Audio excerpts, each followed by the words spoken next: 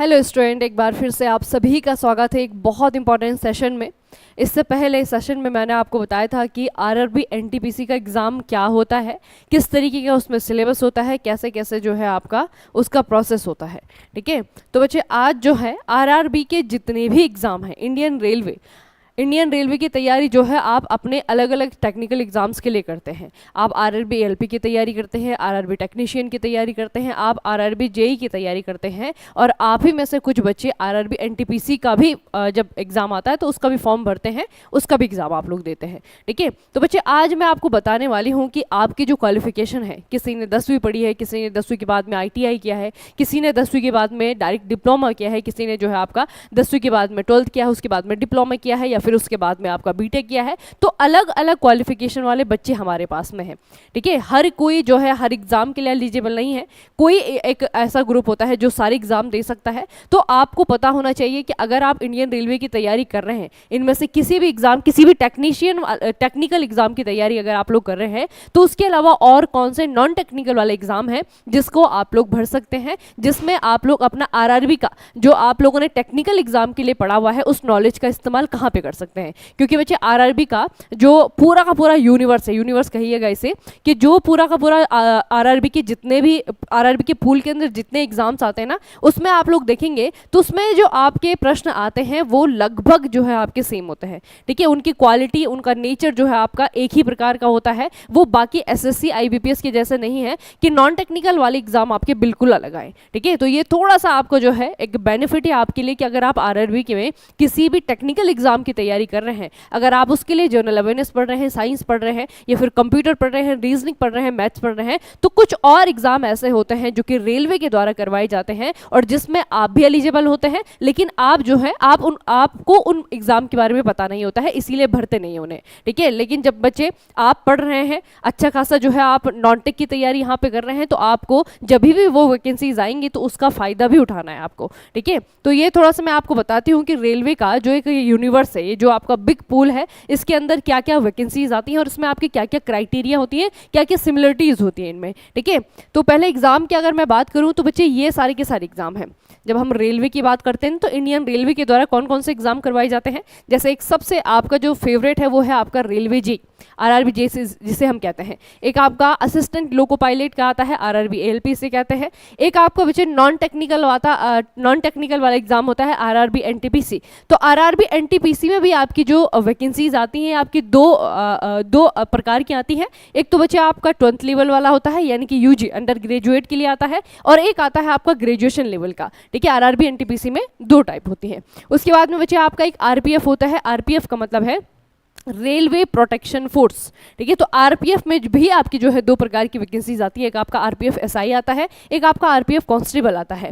और उसके बाद में एक आपका टेक्निकल एग्जाम है आरआरबी टेक्नीशियन के नाम से, और एक आपका फिर से नॉन टेक्निकल वाला एग्जाम है आरआरबी ग्रुप डी के नाम से। ठीक है, तो ये सारी के सारी बच्चे जो है आपके अलग अलग प्रकार के एग्जाम्स हैं। इनमें से एएलपी आप लोगों ने भरा होगा, टेक्नीशियन भी कुछ बच्चों ने भरा होगा, और सभी ने जो है आरआरबी जेई तो भर ही रखा है ना। तो ये जो आपके एग्जाम है, उनके अलावा जो आप बाकी एग्जाम देख रहे हैं बच्चे, इनमें भी जो है आप अपना किस्मत, अपनी जो लक है वो आजमा सकते हैं, क्योंकि आप लोग जो चीजें पढ़ रहे हैं ना वो इन सारे एग्जाम्स में आपका जो है काम आने वाला है। ठीक है, ये है। उसके अलावा बच्चे अगर हम सबसे ज्यादा जो है हमें चीज मोटिवेट जो करती है वो है आपका पैसा, है ना। कितना जो है आप लोग कमाई करेंगे जब आप इन चीजों की तैयारी करते हैं, अपना बहुमूल्य समय देंगे, अपनी मेहनत देंगे। ठीक है, अपनी जो सबसे प्रीसियस उम्र का जो आपका पीरियड होता है उसे अगर आप किसी तैयारी में लगा रहे हैं तो कितना जो है आपको वहां से पैसा मिलने वाला है। तो बच्चे ये जो है आपके जितने भी आपकी वैकेंसीज हैं, इसमें अगर आप लोग देखेंगे तो आरआरबी जेई में जो है आपका 35,400 से लेकर के जो है आपका अलाउंसेस इसमें ऐड होकर के मिलते हैं। आरआरबी एलपी में थोड़ा सा आपका कम है, 19,000, ये आपका 35,000 है। ठीक है, तो उसके अलावा जो है आपका 900 के जो है आपका अलाउंसेस के साथ में आरआरबी एलपी क्या है। एनटीपीसी की बात करें तो बच्चे वही 12th लेवल के लिए आपका कम रहेगा, और जो आपका ग्रेजुएशन लेवल है उसके लिए आपका ज़्यादा रहेगा। ठीक है, आरपीएफ एसआई की बात करें तो ये भी आपका लगभग जो है आपका आरआरबी जेई के ही बराबर है। आरपीएफ कांस्टेबल की बात करें बच्चे तो इसमें जो आपका जो ग्रेजुएशन लेवल का एनटीपीसी है उसके लगभग जो है आपका ये बराबर रहेगा, ठीक है। टेक्नीशियन की बात करें तो ये भी आपका एएलपी के बराबर ही है लगभग, ठीक है। और सबसे कम जो है आपका ग्रेड पे या लेवल जो है आपका वो है लेवल 1 की जॉब ग्रुप डी का, ठीक है। तो ग्रुप डी में आपको जो है 18,000 प्लस जो है आपके अलाउंसेस, ये स्टार्टिंग सैलरी है, ठीक है। ये स्टार्टिंग सैलरी है जब आप ज्वाइन करते हैं। ज्वाइन करने के बाद में जो है आपका बच्चे बहुत सारी फैक्टर जो है काम करते हैं जब आप ज्वाइनिंग पे जाते हैं ना। आप कौन से शहर में हैं, ठीक है, आप अपना टीए ले रहे हैं नहीं ले रहे हैं, रेलवे के द्वारा जो आपको मकान दिया जा रहा है उसकी सुविधा ले रहे हैं नहीं ले रहे हैं, तो बहुत सारी चीज़ जो है आपकी फैक्टर्स होते हैं आपकी सैलरी बनाने में। उसके बाद में जो है आपकी सैलरी जो मिलती है वो हर शहर के बच्चे को, चाहे वो एक ही पद पे पोस्ट क्यों ना हो, लेकिन उसे जो है आपका उसकी इन चीज़ों के अकॉर्डिंग जो है आपकी सैलरी उसकी बनती है, उसके अकॉर्डिंग आपको सैलरी मिलती है। मतलब ये नहीं है कि अगर आरआरबी जेई बन गया है तो वो आरआरबी जेई किसी जोन में हो, किसी डिवीजन में हो, किसी शहर में हो, किसी गांव में हो तो उसकी सैलरी आपकी सेम होगी। सैलरी सेम नहीं होती है बच्चे, ठीक है। पोस्टिंग की जो टाइप होती है वो भी डिपेंड करता है कि कोई बच्चा ग्राउंड पे है या फिर ऑफिस ड्यूटी उसकी लगी हुई है, ठीक है। तो इस तरीके की चीज़ें जो है आपकी काम करती है, उसके बाद में जो है आपका प्रॉपर सैलरी बनती है। लेकिन जो बेसिक मैं आपको बता रही हूँ, जब आप as a RRB JE, as a RRB ALP या फिर आरपीएफ कांस्टेबल, आरपीएफ एसआई जब ज्वाइन करते हैं तो ये जो है आपकी पहली सैलरी होगी, जो आपकी बेसिक सैलरी होगी ना वो आपकी इतनी बनेगी, ठीक है। तो ये तो हो गया आपका मोटिवेशन। अब बात करते हैं बच्चे कि कौन कौन से ऐसे एग्जाम्स हैं जिसमें कि आप लोग एलिजिबल है, ठीक है। कौन कौन से ऐसे एग्जाम है जिससे कि आप लोग भर सकते हैं अगर आप आरआरबी के किसी टेक्निकल एग्जाम की तैयारी कर रहे हैं तो, ठीक है।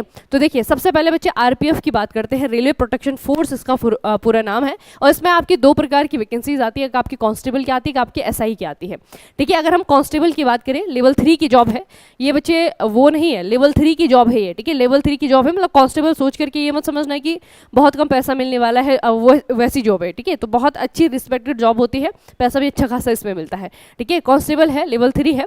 एलिजिबिलिटी बच्चे इसमें क्या है आपका, सिर्फ और सिर्फ 10वीं पास, ठीक है। एलिजिबिलिटी सिर्फ और सिर्फ 10वीं पास, 10वीं के बाद में आईटीआई, डिप्लोमा कुछ नहीं देखा जाता है, बस आपका जो है 10वीं पास है और नॉलेज आपके अंदर खूब सारा होना चाहिए, ठीक है। एज लिमिट जो है आपका 18 to 28 है।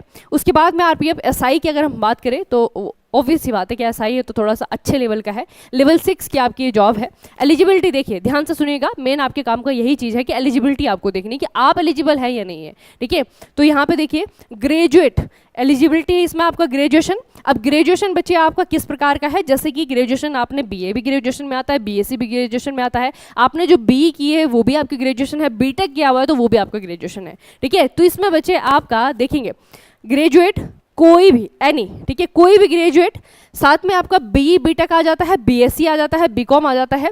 लेकिन इसमें क्या है, इसमें जो है डिप्लोमा वाले जो बच्चे जिन्होंने 12th के बाद में डिप्लोमा किया है और डिग्री नहीं की है वो बच्चे इसमें एलिजिबल नहीं होंगे, ठीक है। तो अगर आपका बी है या फिर आपका बीटेक है और या फिर आपने डिप्लोमा के साथ में कोई और डिग्री किया, वैसे तो पहले नहीं होता था, किसी बच्चे ने अगर किया है बाद में डिप्लोमा करने के बाद में अपने बीए की डिग्री ले ली तो उस डिग्री के भी यहाँ पे जो है आप लोग यहाँ पे इस फॉर्म को भर सकते हैं, इसके लिए आप एलिजिबल होंगे, ठीक है। तो कोई भी ग्रेजुएशन होगा, चाहे वो आपका आर्ट्स का ग्रेजुएशन है, चाहे वो आपका साइंस का ग्रेजुएशन है, कोई भी ग्रेजुएशन है वो आपका यहाँ पे चलेगा और इस जॉब के लिए आप एलिजिबल हैं, ठीक है। उसके बाद में बच्चे एज लिमिट इसकी भी देखें तो यह आपका नीचे शुरू होता है, मतलब थोड़ी सी मिनिमम जो आपकी एज है वो इसमें ज़्यादा है, लेकिन मैक्स जो है आपकी वो 28 ही रहेगी, ठीक है। तो 20 to 28 जो है इसमें आपकी एज है।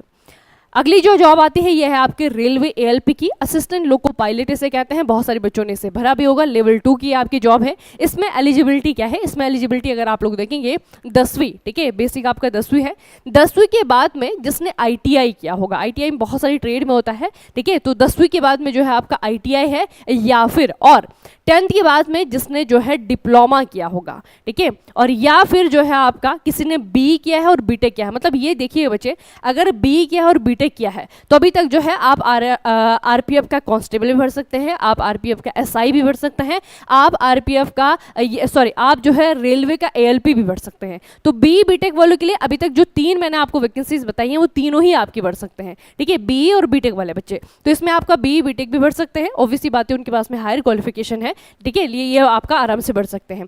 उसके अलावा जो इसमें मिनिमम जो क्वालिफिकेशन होती है वो 10वीं के बाद में आईटीआई होता है, या फिर 10वीं के के साथ में जिसने डिप्लोमा किया है वो स्टूडेंट होते हैं। ठीक है, एज लिमिट की अगर बात करें तो 18 से 30 जो है इसकी होती है। उसके अलावा इसमें जो है आपका ये मेडिकल वाली पोस्ट है और बहुत बेहतरीन लेवल का इसमें जो है आपका मेडिकल होता है। तो मेडिकली आपको फिट होना बहुत ज़्यादा ज़रूरी है बच्चे इसमें। ठीक है, मेडिकल में किसी प्रकार की कोई छूट नहीं मिलती यहाँ पे। आंखों का अच्छा होना, हर प्रकार से अच्छा होना, ये नहीं कि बस आपको दूर का नज़दीक नहीं दिखता है वो अच्छा होना है। जब आंखों में बहुत सारी जो है आपकी विकृतियाँ होती है, बहुत सारी जो है आपकी परेशानियाँ होती है, तो वो सारी की सारी यहाँ पे चेक की जाती हैं। ठीक है, तो यहाँ पे बहुत अच्छे लेवल का जो है आपका A1 लेवल का जो है आपका यहाँ पे मेडिकल होता है। तो एक मेडिकली फिट जो स्टूडेंट है ना उसके लिए आपकी बहुत बेहतर जॉब है बच्चे। ठीक है, असिस्टेंट लोको पायलट।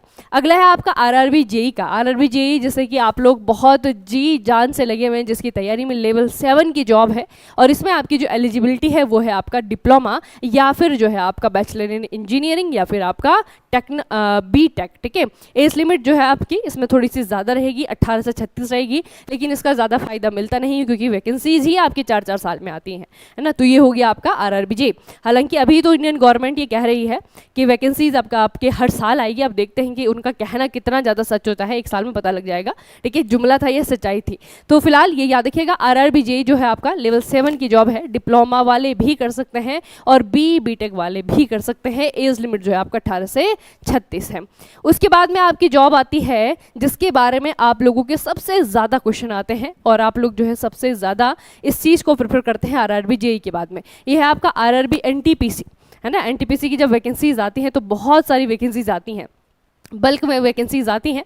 आप सोचते हैं कि इतनी सारी वैकेंसीज हैं, क्यों नहीं भरना चाहिए हमें इसे, या फिर हमें भी इसे भरना चाहिए कि नहीं भरना चाहिए, है ना। बहुत सारे बच्चे हैं जो RRB JEE की तैयारी करते हैं, RRB NTPC भी करते हैं और दोनों ही जगह जो है वो आपके क्वालिफाई भी कर जाते हैं। ठीक है, ऐसा क्यों होता है बच्चे, मैं अभी आपको बताऊंगी। इसके आगे यही प्रश्न का उत्तर मैं आपको दूंगी कि क्या दोनों की तैयारी कर सकते हैं या नहीं कर सकते एक साथ में। ठीक है, तो फिलहाल मैं आपको बताने वाली हूँ कि NTPC का जो फुल फॉर्म होता है ना, ये आपका नेशनल थर्मल पावर कॉर्पोरेशन नहीं है, ये आपका नॉन टेक्निकल पॉपुलर कैटेगरी। ठीक है, अब इस पूरी कैटेगरी में जो है आपकी बहुत सारी बच्चे क्या आती हैं, पोस्ट आती हैं।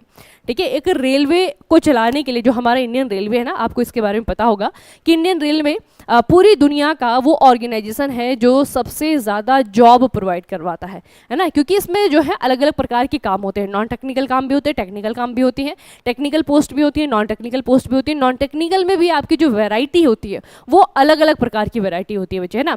स्टेशन में अगर आप लोग देखेंगे जहाँ से टिकट आप लोग टिकट काउंटर होता है ना, उसके बाद में जब आप ट्रेन में बैठते हैं तो वहाँ पे जो है आपका एक लोको पायलट है, वहाँ पे आपका एक TT है। तो बहुत सारी जो है आपकी यहाँ पे पोस्ट होती है। ठीक है, जब आप किसी कार्यालय में जाते हैं रेलवे के तो वहाँ पे भी आपके जो है, जैसे आपका बाकी डिपार्टमेंट में आपका पूरा कार्यालय होता है, ऑफिस होता है, वहाँ पे भी जो है आपका ऑफिस ड्यूटी वाली भी आपकी बहुत सारी पोस्ट होती है।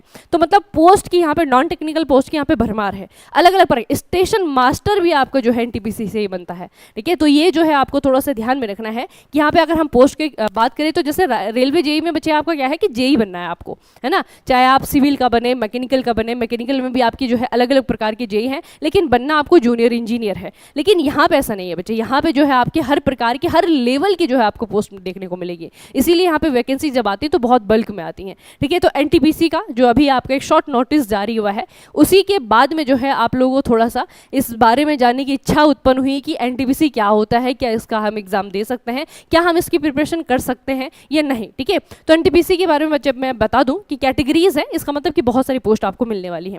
ठीक है, अब एलिजिबिलिटी की बात करते हैं। NTPC में आपकी 2 प्रकार की वैकेंसीज आएगी, एक आपका ग्रेजुएट लेवल का आएगा, एक आपका अंडर ग्रेजुएट लेवल का आएगा। तो अंडर ग्रेजुएशन में अगर हम बात करें तो इसमें एलिजिबिलिटी जो है वो आपकी 12th पास है।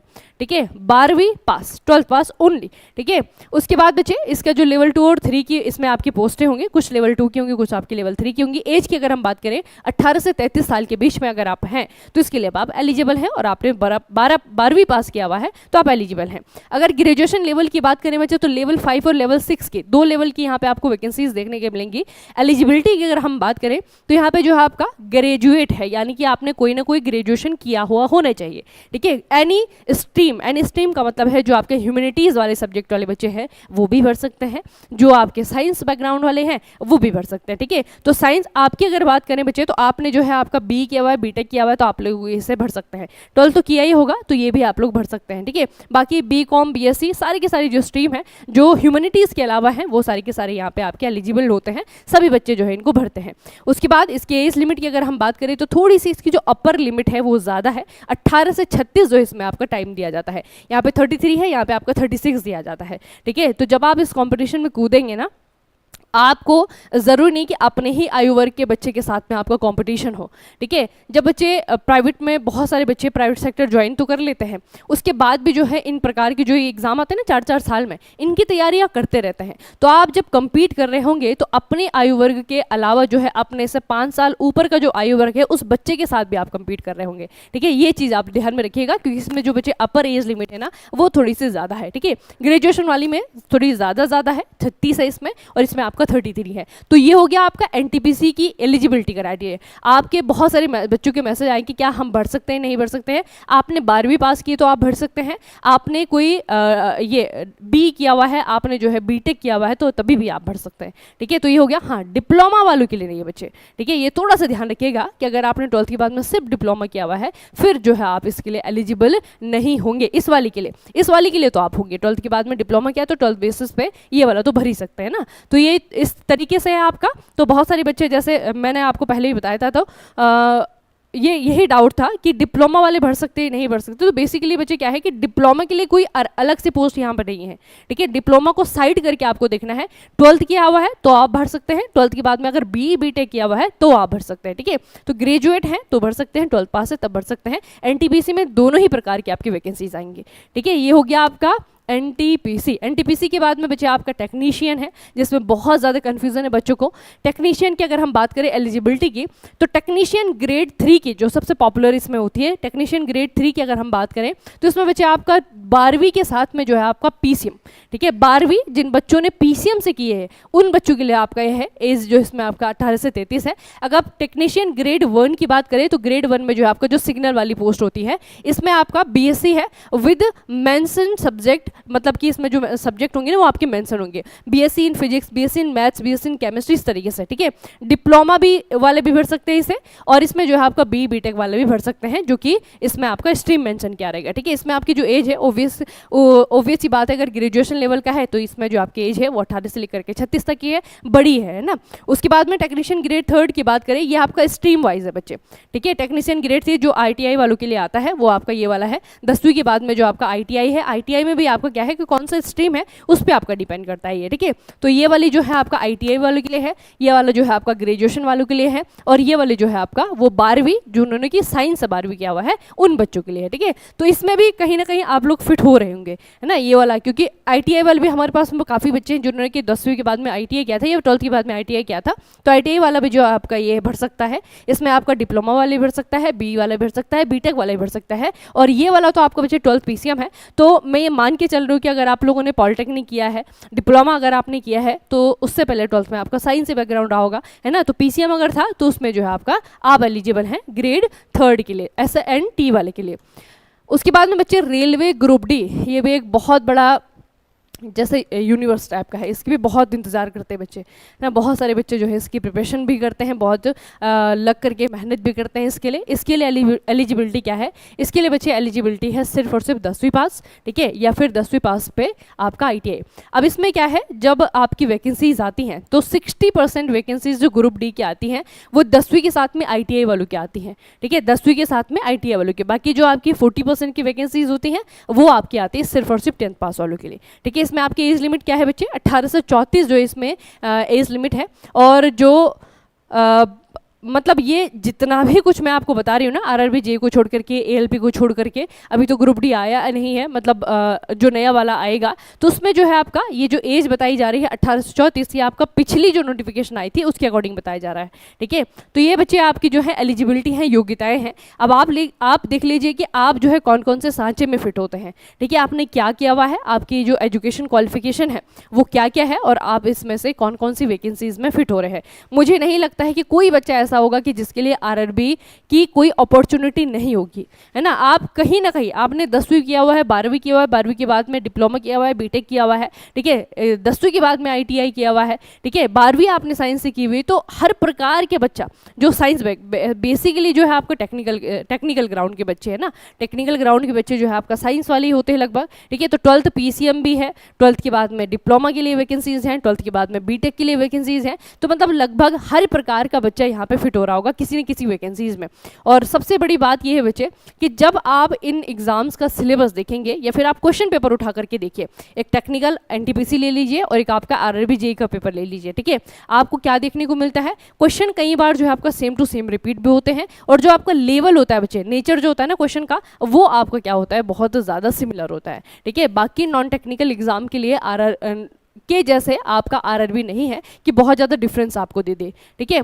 उसके बाद ये आपका अदर स्पेसिफाइड रेलवे एग्जाम से जब आप आरआरबी जेईई का आप लोगों ने भरा होगा तो उसमें आप लोगों ने देखा होगा ये सीएस वाला जो आता है, केमिकल सुपरवाइजर वाला आता है, ठीक है, रिसर्च मेट्रोलॉजिकल रिसर्च वाला आता है, ठीक है, पैरामेडिकल एग्जाम होता है आपका। तो ये जो है आपका अलग अलग प्रकार के हैं, हालांकि इस पर ज़्यादा फोकस नहीं करते हैं क्योंकि वैकेंसीज इतनी ज़्यादा नहीं होती हैं, लेकिन बाकी जो मैंने आपको बताई है बच्चे, चाहे ग्रुप डी हो, चाहे आपका जेईई हो, चाहे वो आपका एएलपी हो, चाहे वो आपका एनटीपीसी हो, बहुत सारी वैकेंसीज के साथ में जो है आपकी ये पोस्टें आती हैं। ये पीएसयू के जैसे नहीं है, एसएससी जेईई के जैसे नहीं है कि जिसमें आपकी 4-12 पोस्टें आ रही हैं ना, तो बहुत सारी पोस्टें इसमें आती हैं। और सबसे अच्छी बात यहाँ पे ये है कि अगर आप इनमें से किसी एक एग्जाम के बच्चे तैयारी कर रहे हैं ना, उसे थोड़ा सा ऊपर और नीचे कर देंगे आप लोग, तो आप जो है आरआरबी के किसी भी एग्जाम में अपेयर होने लायक है, ठीक है। किसी भी एग्जाम में आप लोग अपेयर हो सकते हैं, और अगर आपने ढंग से मेहनत करी है तो किसी भी आरआरबी के एग्जाम को आप लोग निकाल सकते हैं, ठीक है। तो फिलहाल तो मैंने आपको ऑप्शंस बता दिए हैं कि ऑप्शंस सिर्फ आपके पास में एक नहीं है, सिर्फ आरआरबी एएलपी नहीं है,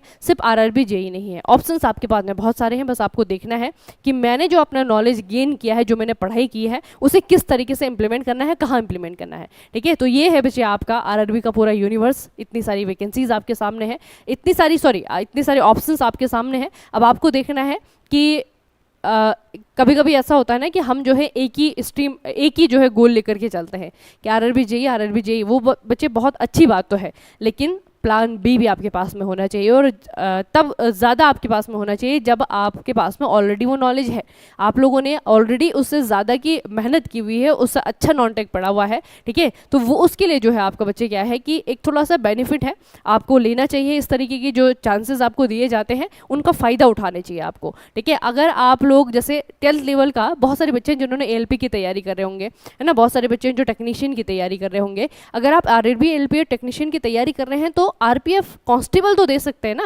है ना, वहाँ पे सिमिलरिटी है बहुत ज़्यादा, और आप आरआरबी का ही एग्जाम दे रहे हैं, आरआरबी के ही पढ़ रहे हैं आप लोग सब कुछ, ठीक है। तो बहुत ज़्यादा जो है आपके लिए ज़रूरी हो जाता है कि आरआरबी के भीतर ही अगर आप लोग कुछ और ऑप्शंस अपने लिए तैयार करके रखें या बैकअप के रूप में जो है आपका करके रखें, तो बहुत अच्छे से जो है आपकी तैयारी होगी, ठीक है। तो ये बच्चे आपका है।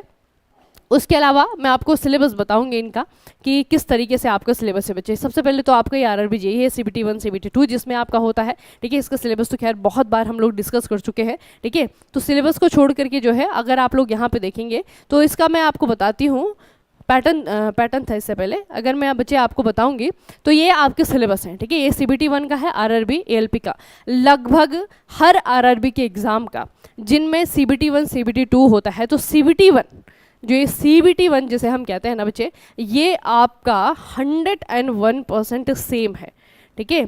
किसी भी आरआरबी एग्जाम का CBT और CBT 1, नॉन टेक्निकल में भी आपका CBT 1 CBT 2 होता है ना एनटीपीसी में, ठीक है। SI में नहीं होता है, आपका जो है आरपीएफ कांस्टेबल में नहीं होता है, तो उनका जो पहला पेपर ही है वही आपका इकलौता पेपर है। ग्रुप डी में भी आपका वही है, पहला पेपर है वही आपका इकलौता पेपर है। तो हर एक आरआरबी का जो CBT 1 का पोर्शन है वो आपका बहुत ज़्यादा सिमिलर है बच्चे, ठीक है। बल्कि कहिए कि उसमें कुछ भी आपका डिफरेंस नहीं है, कुछ भी आपका डिफरेंस नहीं है, बहुत ज़्यादा सिमिलर जो है आपका ये CBT 1 वाला एग्जाम है, ठीक है। आरआरबी एएलपी का जो है आपका सारा का सारा पैटर्न लिखा हुआ है। इसमें आपके जनरल साइंस, जनरल अवेयरनेस, ठीक है, मैथमेटिकल्स, मेथड, ये रीजनिंग हो गया, मैथ्स हो गया, ठीक है। उसके अलावा आप लोग देखेंगे CBT 2 आरआरबी का, तो यहाँ पे भी सेम ही चीज़ है, बस CBT 1 CBT 2 में क्या होता है, कई बार टाइम के साथ में वो छेड़छाड़ करते हैं और कई बार जो है आपका कुछ एक पोर्शन हटा देते हैं। जैसे कि आरआरबी जेईई में क्या हुआ है कि मैथ्स रीजनिंग हटा दिया CBT 2 से, CBT 1 में मैथ्स रीजनिंग आता है, CBT 2 में मैथ्स रीजनिंग नहीं आता है। तो इसीलिए कह रही हूँ कि जो CBT 1 है किसी भी आरआरबी के एग्जाम्स का बच्चे, वो आपका 101% क्या है, बहुत ज़्यादा सिमिलर है, ठीक है, बहुत ज़्यादा सेम है। और उनका आप सिलेबस पढ़ेंगे ना तो सिलेबस भी आपका बहुत ज़्यादा सेम है, ठीक है। और सिलेबस से ज़्यादा तो हमें जो है इन चीज़ों को एनालाइज करने के लिए हमें देखने होते PYQ। तो पेपर उठा करके देखिए, अगर आप आरआरबी जेईई की तैयारी करें तो एनटीपीसी का पेपर बच्चे क्लियर उठा करके सॉल्व करके देखिएगा।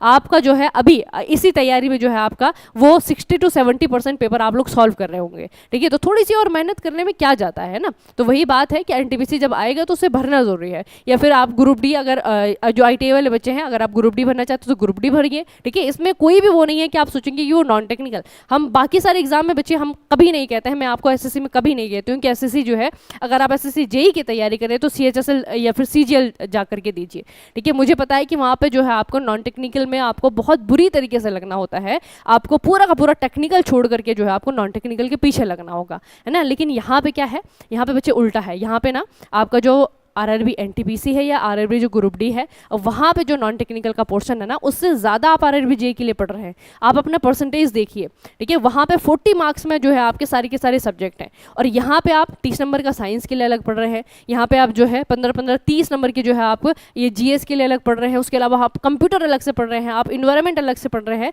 तो यहाँ पे ज़्यादा पढ़ना पड़ रहा है आपको, ठीक है। जबकि SSC की जो आपकी एग्जाम है वहाँ पे आप कंपेरिजन करेंगे तो वहाँ पे आपका क्या है, वहाँ पे आपको नॉन टेक्निकल वाले में नॉन टेक ज़्यादा पढ़ना पड़ता है, जबकि टेक्निकल वाले में आपको नॉन टेक कम पढ़ना पड़ता है, ठीक है। तो ये आपका बहुत बड़ा डिफरेंस है बाकी सारी बोर्ड में और RRB में, ठीक है। RRB में बच्चे आपको मौका नहीं चुकना है। ये बच्चे सारे के सारे सिलेबस मैंने आपके लिए हैं लगाए हुए हैं यहाँ पे, और सारी की सारी ऑफिशियल नोटिफिकेशन है इनके, ठीक है। ये टेक्नीशियन का है, ये आपका RPF कांस्टेबल का है। कांस्टेबल में आप लोग देखेंगे general awareness, general intelligence, arithmetic, ठीक है। सेम टू सेम चीज़ें, कुछ भी आपका जो है छूटता नहीं है। ये SI का है, ठीक है। ये आपका ग्रुप डी का है, ये आपका ग्रुप डी का है। तो इस तरीके से ऑफिशियल नोटिफिकेशन जो है इनसे इनके सिलेबस मैंने लिए हुए हैं। आप चाहें तो स्क्रीनशॉट लेकर के जो है मैच करके देख सकते हैं। कोई ना टॉपिक इधर उधर होगा, कोई ना टॉपिक आपका कम ज़्यादा होगा, ठीक है। आप मैच करिएगा, एक टेक्निकल एक आपका नॉन टेक्निकल वाला, उन दोनों के सिलेबस को देखिएगा, किसी प्रकार का कोई अंतर नहीं है। और सबसे ज़्यादा तो मैं आपको कह रही हूँ कि जब आप RRB की तैयारी कर रहे हैं JEE की, आप NTPC का कोई PYQ सॉल्व करके देखिए बच्चे, 60 to 70% वहाँ से सॉल्व हो जाना है, ठीक है। वो अलग बात है, कुछ बच्चे ऐसे हैं जिन्होंने कि अभी तक नॉन टेक को हाथ नहीं लगाया, RRB की तैयारी कर रहे हैं आप, है ना। तो ऐसा तो नहीं होगा बच्चे, ऐसे में तो JEE भी नहीं निकलेगा आपका, है ना। क्यों नहीं निकलेगा? क्योंकि यहाँ पे नॉन टेक जो है यहाँ पे बैकबोन है। अगर वो नहीं कर रहे हैं आप तो CBT1 तो वैसे नहीं निकलने वाला है ना। RRB का JEE का जो CBT1 है वो आपका कंप्लीट नॉन टेक पेपर है, कंप्लीट नॉन टेक पेपर है ना। CBT2 के लिए आपको थोड़ा सा रीजनिंग मैथ को साइड रखते हुए आपको साइंस पे फोकस करना है। आपको 2 नए सब्जेक्ट कंप्यूटर और आपका ये इन्वायरमेंट पढ़ना है, ठीक है। तो नॉन टेक आप यहाँ पे ज़्यादा पढ़ रहे हैं, बजाय कि जब आप RRB NTPC की तैयारी करेंगे वहाँ पे नॉन टेक जो है आपको ज़्यादा नहीं पढ़ना है। यहाँ पे आपका बेनिफिट ये होता है कि CBT2 में आपकी बैक के लिए आपका टेक्निकल पोर्शन है, लेकिन CBT1 तो आपको नॉन टेक ही क्लियर करवाने वाला है ना। तो इसीलिए बच्चे जब आप तैयारी कर रहे होंगे तो थोड़ा सा ध्यान से करिए, और ये मत सोचिए बहुत सारे बच्चे अभी ऐसे हैं कि RRB JEE की तैयारी कर रहे हैं और अभी तक नॉन टेक को हाथ नहीं लगाया है, अभी तक पता नहीं कि नॉन टेक पढ़ा कैसे जाता है। तो बहुत बड़ी मिस्टेक है बच्चे, बहुत बड़ी मिस्टेक कर रहे हैं। CBT1 सिर्फ और सिर्फ आपका नॉन टेक्निकल पेपर है, अच्छे से उस पर फोकस कीजिए, अच्छे से उस पर ध्यान दीजिए, ठीक है। और बहुत ज़्यादा टफ नहीं है, जैसा सिलेबस दिया हुआ है वैसा ही आपका जो है प्रश्न पत्र आता है, कुछ ऊपर नीचे नहीं आता है यहाँ पे, ठीक है। बहुत लंबे क्वेश्चन नहीं पूछेगा आपको, लेंथी क्वेश्चन नहीं पूछेगा, SSC के जैसे जो है आपके ऑप्शंस वाले क्वेश्चन नहीं पूछेगा, ठीक है। थोड़े से आउट ऑफ द बॉक्स कुछ क्वेश्चन आ जाते हैं, वो सभी के लिए आपके होते हैं, ठीक है। तो जनरल सिलेबस आपका है, जनरल जो आपकी इजी टू मॉडरेट पेपर आपका बनता है, बहुत सारे शिफ्ट में होता है, इसलिए टफ पेपर आपका बहुत कम शिफ्ट में बनता है, अधिकतर में जो है आपका आसान ही पेपर बनता है, ठीक है। तो थोड़ा सा ध्यान से रीजनिंग को, मैथ्स को, आपका GK GS को, साइंस को, इन चीज़ों को छोड़ने की बचे बिल्कुल गलती मत करिएगा। CBT1 जो है आपका पूरी तरीके से इन्हीं के कंधों पे टिका हुआ है और इनको आप लोग बिल्कुल भी छोड़ नहीं सकते हैं, ठीक है। तो नॉन टेक्निकल पे थोड़ा सा अपना फोकस बनाइए, ऐसा नहीं कि आप बिल्कुल ही शिफ्ट हो जाइए, क्योंकि आपको बाकी सारे PSU के एग्जाम भी देते हैं, SSC की भी आप लोग प्रिपरेशन करते हैं। तो थोड़ा सा पोर्शन बनाइए कि 50% जो है अगर मैं टेक्निकल पढ़ रहा हूँ तो 40% तो कम से कम ये नॉन टेक्निकल पे ध्यान देना है ना अपना, ठीक है। तो इस तरीके से जो है आपका प्रिपरेशन करिए, और जब यहाँ पढ़ रहे हैं तो फिर मैं कह रही हूँ कि अगर यहाँ क्या आप नॉन टेक कर रहे हैं, बहुत अच्छे से उसे पढ़ रहे हैं, तो फिर आपको बाकी ऑप्शंस को एक बार उनकी आजमाइश करने में फिर आपको पीछे नहीं हटना है बच्चे। NTPC का आता है तो उसे भरना है, ग्रुप डी का आता है तो उसे भी भरना है, ठीक है, क्योंकि सिलेबस आपका सेम है और बहुत बेनिफिशियल आपका होगा, ठीक है। उसके अलावा बच्चे अगर आप हमारे साथ में जुड़ करके, मेक इट इजी के साथ में जुड़ करके अगर RRB के किसी भी एग्जाम की प्रिपरेशन करना चाहते हैं, खास करके CBT1 की प्रिपरेशन अगर आप करना चाहते हैं, जो आपका कंप्यूटर बेस्ड 1 का जो आपका प्रिपरेशन होता है ना, उसमें आपका पूरा नॉन टेक्निकल आता है, तो आप जो है हमसे जुड़ करके आप जाइएगा। Make it easy mechanical mobile application है, वहाँ पे बच्चे आपका ये फाउंडेशन लाइव कोर्स है, ठीक है। लाइव क्लासेस होती हैं, लाइव प्लस रिकॉर्डेड कोर्स है ये। कुछ सिलेबस खत्म हो चुका है, वो आपका रिकॉर्डेड फॉर्म में है। जो क्लासेस अभी चल रही हैं वो आपकी लाइव क्लासेस है, ठीक है। तो ये जो है आपका फाउंडेशन कोर्स है, और ये आपका कोर्स है जो आरआरबी के हर एग्जाम में, आरआरबी के जितने भी एग्जाम हैं, जितने मैंने आपको बताए बच्चे, इसमें जिसमें एक ही एग्जाम होगा या फिर जिसमें CBT 1 CBT 2 होगा, तो CBT 1 सभी के लिए आपका सेम होता है और सभी के लिए जो है आपका एक रामबाण के जैसा काम करेगा ये फाउंडेशन कोर्स, ठीक है। तो आरआरबी के लिए जो है आपका पूरी तरीके से डेडिकेटेड एक कोर्स है। आप लोग चाहे तो आरआरबी की किसी भी चीज़ के लिए एलिजिबल हो, किसी भी चीज़ का फॉर्म भरिए, लेकिन बच्चे आपको जो है कंप्लीट प्रिपरेशन अगर करनी है तो आपका जो है ये कंप्लीट नॉन टेक्निकल वाला, और ये बच्चे पूरी तरीके से डेडिकेटेड है आपका आरआरबी के सभी एग्जाम्स के लिए, ठीक है। जो आपका ये रीजनल रेलवे बोर्ड जो आपका है आरआरबी है, इसके लिए जो है आपका ये पूरी तरीके से डेडिकेट है। और नॉन टेक्निकल आपको यहाँ पे कंप्लीट मिलेगा। आपको साइंस मिलेगी, आपको जो है जनरल अवेयरनेस मिलेगी, आपको रीजनिंग मिलेगी, आपको मैथ्स मिलेगी, ठीक है। तो बेसिक जो आपके 4 स्तंभ हैं नॉन टेक के, वो चारों के चारों जो है आपके यहाँ से स्ट्रॉन्ग होने की पूरी संभावना है, पूरी जो है कोशिश हम लोग कर रहे हैं। यहाँ पे आपका रिकॉर्डेड फॉर्म में भी है, लाइव फॉर्म में भी है, तो आप चाहें तो हमसे जुड़ सकते हैं। मैकेडिजी मैकेनिकल मोबाइल एप्लीकेशन है, एक बार जाइएगा जरूर, एक बार जरूर से जो है विजिट करिएगा। उसके अलावा जो है डेमो क्लासेस आपके हर सब्जेक्ट के दिए हुए हैं, तो डेमो क्लासेस देखिए, उसके बाद में जो है डिसाइड करिए, ठीक है। लेकिन एक बार बच्चे make it easy mechanical mobile application है उसके भीतर जाइएगा जरूर, ठीक है। चलिए फिर आज के सेशन को यहीं पे समाप्त करते हैं, मिलते हैं किसी और बेहतर सेशन में। तब तक के लिए पढ़ते रहिए, बढ़ते रहिए, अपना खूब सारा ख्याल रखिएगा। आप सभी का बहुत बहुत धन्यवाद।